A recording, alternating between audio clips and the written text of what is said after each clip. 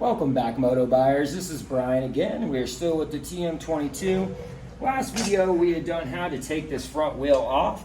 Now we are going to do a video on reinstalling the front wheel. So we have all of our parts here. We have an axle, a nut, a spacer, and then, a washer, and then two wheel spacers. So again, this longer wheel spacer is going to go on the rotor side, and the shorter one is going to go on the non-rotor side. So the best way to go about getting this is going to grab your axle, go ahead and just put it in, but you don't want it poking through. And then what you're going to do, and sometimes you got a buddy to help you. This can be easier definitely with a friend.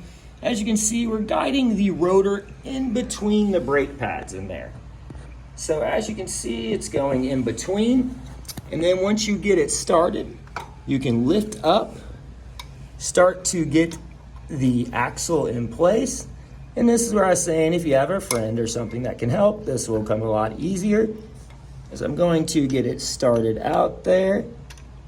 Hold, and as we got the filmer here helping us out, we're almost there. And we are in. So you're still gonna have to kind of finagle a little bit to get it going. And you don't want to go all the way through, as you still have the short side spacer. So coming on to the other side, you want to go ahead and get that there. And now I can see the axle is through that spacer, so I'll line the fork up. And we'll go ahead and get it the rest of the way through the fork. At this point, you want to take your washer, put it back onto the bike, the nut, go ahead and reinstall. And then again, we're going to take our 17. Let's make sure we got the right side ratchet here. We do. And we're going to take our 14, and we are going to tighten this wheel back up. As you can see, the wheel is ready to go, brakes work, and you are ready to ride. Follow along for more tips as we bring them to you. And again, enjoy and have a good one.